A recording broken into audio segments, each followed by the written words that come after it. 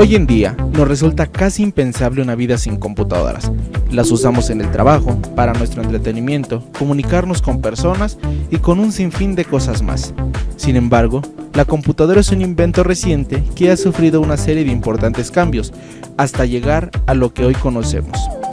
Entonces, los invitamos primero a conocer los inicios de la historia de la computadora.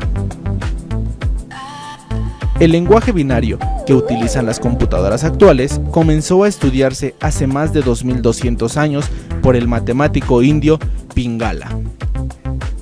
La electricidad, que finalmente le da vida a la computadora, lleva más de 2500 años de estudio, iniciando con las observaciones primitivas de Tales de Mileto en la Grecia antigua. La metalurgia, arte milenario que data del Neolítico, es fundamental para crear la parte más importante del hardware, pues es a través de los metales conductores que una computadora es capaz de convertir la electricidad en datos, capaces de mostrar imágenes, videos, música, juegos, conversaciones en línea y miles de funciones que controlan nuestra vida diaria. Hay quienes consideran que la primer computadora fue el ábaco, cuya función es facilitar el cálculo de operaciones aritméticas simples, como la suma, resta y multiplicación, y fue creado hace más de 4500 años en China. En el sentido más estrictamente purista, es hasta que una máquina cumpla con dos requisitos fundamentales para que pueda considerarse computadora. Primero, debe de ejecutar alguna acción de forma automática, y en segundo lugar, debe de ser programable, es decir, se puede variar la operación que está realizando. Debido a esto, es que muchos consideran que la primer computadora fue la máquina analítica, diseñada por el británico Charles Babbage en 1816. Sin embargo, aparte de haber fallecido un año después de su diseño, la tecnología de aquella época no estaba a la altura para poder construirla, así que su creador, quien es considerado el padre de la computación, jamás la vería ensamblada. Existen básicamente dos tipos de computadoras, las analógicas y las digitales.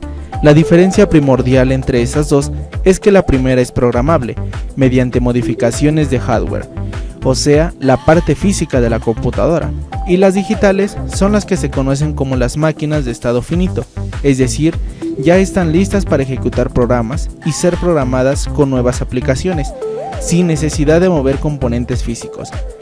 Así pues, las primeras computadoras fueron analógicas, permaneciendo así durante muchas décadas. Es aquí cuando nace la primera generación de las computadoras. En esta generación había un gran desconocimiento de las capacidades de las computadoras, puesto que se realizó un estudio en esa época que determinó que con 20 computadoras se saturaría el mercado en los Estados Unidos, en el campo del procesamiento de datos. Esta generación abarcó la década de los 50 y se conoce como la primera generación. Estas máquinas tenían las siguientes características. Usaban tubos al vacío para procesar información. Usaban tarjetas perforadas para entrar los datos y los programas. Usaban cilindros magnéticos para almacenar información e instrucciones internas. Eran sumamente grandes, utilizaban gran cantidad de electricidad, generaban una gran cantidad de calor y también eran muy lentas. Se comenzó a utilizar el sistema binario para representar los datos. En esta generación, las máquinas eran grandes y costosas.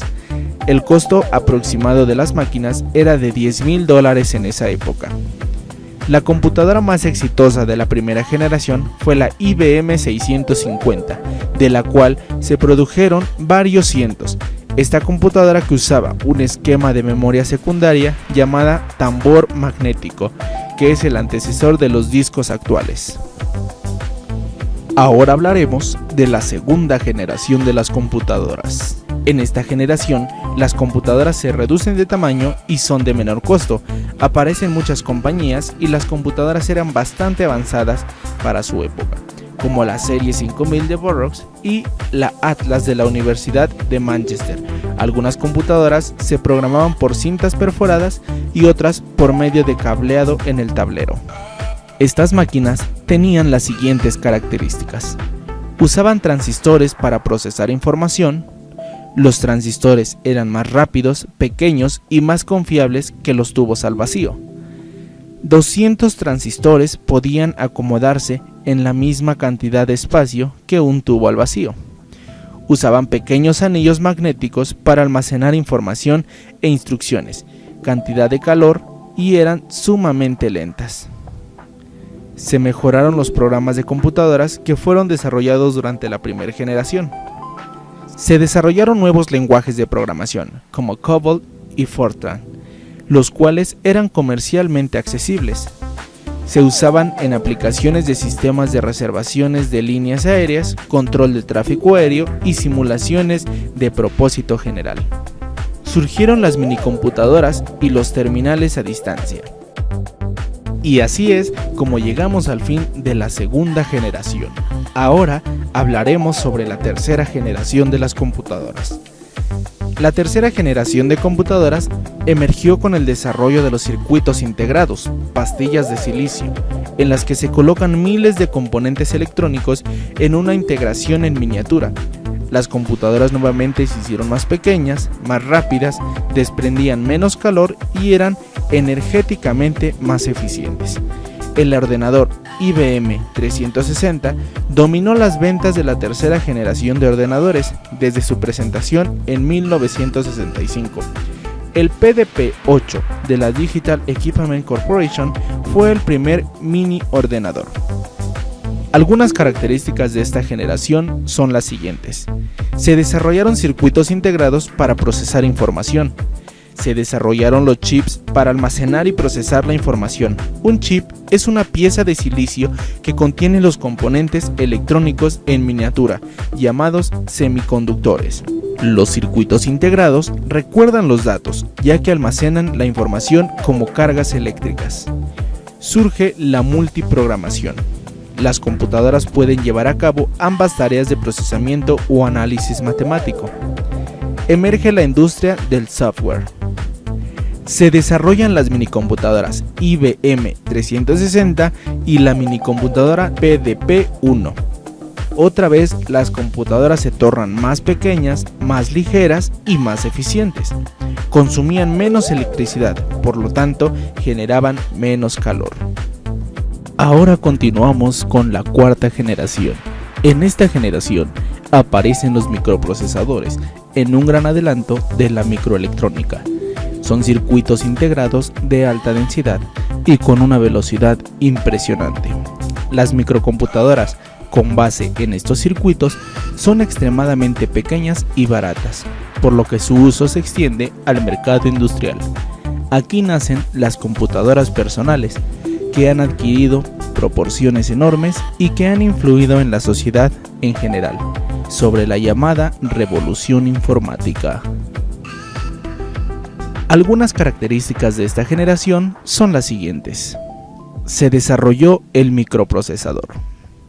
Se colocan más circuitos dentro de un chip. Se crea el LSI, por sus siglas en inglés, que significa Circuito de Integración a Gran Escala. Se crea el VLSI, por sus siglas en inglés, que quiere decir un circuito a muy grande escala. Cada chip puede hacer diferentes tareas. Un chip sencillo actualmente contiene la unidad de control y la unidad aritmética lógica. El tercer componente, la memoria primaria, es operado por otros chips. Se reemplaza la memoria de anillos magnéticos por la memoria de chips de silicio. Se desarrollan las microcomputadoras, o sea, computadoras personales o PC. Se desarrollan las supercomputadoras. Con esto concluimos al hablar sobre la cuarta generación de las computadoras. Ahora hablaremos sobre la última y la presente generación que estamos viviendo. Me refiero a la quinta generación de las computadoras. En vista de la acelerada marcha de la microelectrónica, la sociedad industrial se ha dado la tarea de poner también a esa altura el desarrollo del software y los sistemas con que se manejan las computadoras. Surge la competencia internacional por el dominio del mercado de la computación, en la que se perfilan dos líderes que, sin embargo, no han podido alcanzar el nivel que desean: la capacidad de comunicarse con la computadora en un lenguaje más cotidiano y no a través de códigos o lenguajes de control especializados. Japón lanzó en 1983 el llamado Programa de la Quinta Generación de Computadoras, con los objetivos explícitos de producir máquinas con innovaciones reales en los criterios mencionados. Y en los Estados Unidos ya está en actividad un programa en desarrollo que persigue objetivos semejantes, que pueden resumirse de la siguiente manera. Se desarrollan las microcomputadoras, o sea, computadoras personales o PC. Se desarrollan las supercomputadoras. Hasta aquí dejaremos de hablar sobre la generación de las computadoras. Así como las computadoras han ido evolucionando, de la misma forma los dispositivos de almacenamiento informático han cambiado mucho en las últimas 6 décadas. Por difícil que sea creer, en este mundo actual las unidades flash y de uso compartido de archivos en internet, lo habitual era tener que utilizar pilas de tarjetas perforadas para almacenar y transmitir datos. Veamos el recorrido por la evolución de los dispositivos de almacenamiento informático. Comenzaremos con las tarjetas perforadas. Este dispositivo de almacenamiento se utilizaba en la década de los 50 y podía almacenar hasta 960 bytes. Las perforaciones de las tarjetas representaban los ceros y los espacios no perforados representaban los unos. El almacenamiento de un solo archivo MP3 de 2 minutos hubiera obligado a utilizar más de 40.000 tarjetas. La cinta magnética. Una bobina de cinta magnética equivalía a 10.000 tarjetas perforadas. En cuanto al tamaño, podían tener una longitud entre 2.400 y 4.800 pies. Una bobina podía almacenar alrededor de 5 a 10 megabytes. Disquetes de 5¼ pulgadas. Este sistema de almacenamiento surgió por la demanda existente de un dispositivo de almacenamiento portátil para los PCs domésticos. Uno de estos discos podía almacenar hasta 1,2 megabytes. Disquetes de 3 pulgadas y media. Los discos de 3 pulgadas y media alcanzaron gran popularidad por su combinación de carácter, portátil y durabilidad. También podían contener 1,44 megabytes. CD. Los CDs aparecieron en la década de los 90. Su capacidad de almacenamiento es 450 veces superior a la del disquete. Discos zip. Uno solo de estos discos puede almacenar entre 100 y 750 megabytes. Se convirtieron en el dispositivo de almacenamiento preferido a finales de la década de los 90. Unidades flash. Estos dispositivos aparecen en los inicios del nuevo milenio y pueden almacenar entre 8 MB y 256 GB. Supusieron un paso de gigante en el avance de la tecnología de almacenamiento de usuario final. Discos duros portátiles. Un disco duro portátil puede almacenar entre 25 GB y 4 TB y son útiles para hacer backups de archivos de gran tamaño como los de un contenido de un video. Almacenamiento en cloud. Las opciones de almacenamiento actuales son prácticamente ilimitadas, gracias al almacenamiento en cloud disponible desde cualquier dispositivo con conexión a Internet.